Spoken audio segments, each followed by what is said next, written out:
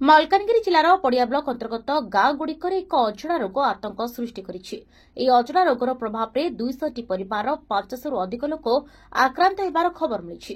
ରୋଗର ଲକ୍ଷଣ ସ୍ୱରୂପ ଜ୍ୱର, ଗୋଡ଼ ଫୁଲିଯିବା, ଆଣ୍ଠୁ ଓ ଗଣ୍ଠିରେ ବ୍ୟଥା, ଆଖି ଜଳିବା, ଆଖିରୁ ଲୁହ ଝରିବା, ଶରୀର ଶୁଖିବା, ବସି ଉଠି ହେଉନାହିଁ ଓ ଯୌବନରେ ବୁଢ଼ା ଭଳି ଦେଖାଯିବା ଭଳି ଅଭିଯୋଗ ମିଳିଛି। ଖବର ମିଳିବା ମାତ୍ରେ ଜିଲ୍ଲା ସ୍ୱାସ୍ଥ୍ୟ ବିଭାଗ ତତ୍ପର ହୋଇ ଏକ ବୃହତ ମେଡିକାଲ ଟିମ୍କୁ ପଡ଼ିଆ ଗାଁକୁ ପଠାଇଛନ୍ତି। ଏହି ଦଳରେ ଡେର୍ମୋଲୋଜିଷ୍ଟ, ଏପିଡେମିଓଲୋଜିଷ୍ଟ, ମାଇକ୍ରୋବାଓଲୋଜିଷ୍ଟ ଓ ଲ୍ୟାବ୍ ଟେକ୍ନିସିଆନ୍ ଅନ୍ତର୍ଭୁକ୍ତ ଅଛନ୍ତି। ମେଡିକାଲ ଟିମ୍ ଆକ୍ରାନ୍ତ ଲୋକଙ୍କ ରକ୍ତ ପିଇବା ପାଣି ନମୁନା ସଂଗ୍ରହ କରିଛନ୍ତି। ମ୍ୟାଲେରିଆ, ଡେଙ୍ଗୁ ସହିତ ଅନ୍ୟାନ୍ୟ ରୋଗ ଯାଞ୍ଚ ହେଉଛି। ସମସ୍ତ ନମୁନାଗୁଡ଼ିକୁ ଲ୍ୟାବ୍ରେ ପଠାଯାଇଛି। ରିପୋର୍ଟ ଆସିବା ପରେ ରୋଗର ପ୍ରକୃତ ସ୍ୱଭାବ ବୁଝିହେବ ବୋଲି ସ୍ୱାସ୍ଥ୍ୟ ବିଶେଷଜ୍ଞମାନେ କହିଛନ୍ତି। ସ୍ଥାନୀୟ ପ୍ରଶାସନ ଓ ସ୍ୱାସ୍ଥ୍ୟ ବିଭାଗ ଏହି ମାମଲାକୁ ଗମ୍ଭୀରତାର ସହିତ ନେଇଛନ୍ତି। ଗାଁରେ ଆଗାମୀ କିଛିଦିନ ଧରି ଜରୁରୀ ସ୍ୱାସ୍ଥ୍ୟ ଅଭିଯାନ ଚାଲିବ ବୋଲି ସୂଚନା ମିଳିଛି।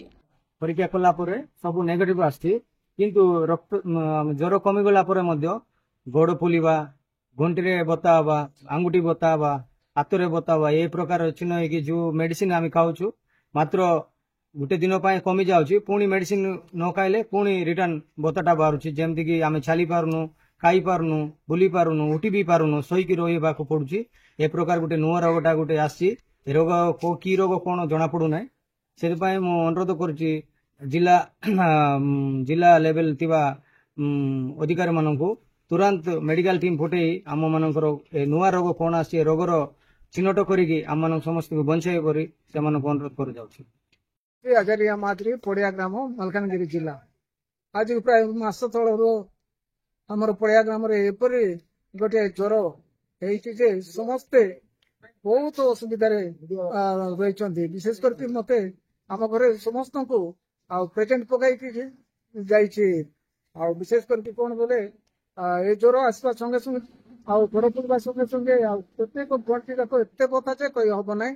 ଆଉ ଆଖିରୁ ଲୁହ ଝରିବ, ଆଉ ଆଖି ଜଳିବ, ଆଉ ତଳ ପାଦ ଆଉ ଆଙ୍ଗୁଠି ଗୁଡାକରେ ଚୁଞ୍ଚିରେ ବୁସିଲା ପରି ହେଇଯାଉଛି। ଆଉ ବିଶେଷ କରିକି ସେଇ ପେନ୍ ଗୁଡାକ ଆଉ ବସି ହବ ନାହିଁ କି ଆଉ ଉଠି ହବ ନାହିଁ। ଆଉ ଏହିପରି ଅପେକ୍ଷାରେ ଆମକୁ ସେ ପୁରା ଜଣେ ସଫା ମଣିଷକୁ ପୁରା ଶୁଖେଇ ଦେଇଛି ଯେ ପୁରା ମୁହଁଟା ଦେଖନ୍ତୁ ମତେ ପୁରା କଳା ପଡିଯାଇଛି। ଆଉ ବିଶେଷ କରିକି କଣ ବୋଲେ ଜଣେ ମଣିଷ ଯୌବନ ଅବସ୍ଥାରେ ଥିଲେ ତାକୁ ପୁରା ଗୋଟେ 100 ବର୍ଷର ବୁଢା ପରି କରିଦେଉଛି। ପ୍ରାୟ ମୁଁ 3-4 ଥର ମେଡିକାଲ କି ଗଲେ ସିନା ସେମ୍ ମେଡିସିନ ଦେଉଛନ୍ତି, ଆଉ ସେଟାରେ ଯେକୌଣସି ରିପୋର୍ଟ ଆସିଲେ ମଧ୍ୟ ନେଗେଟିଭ ଏକା ଆସୁଛି।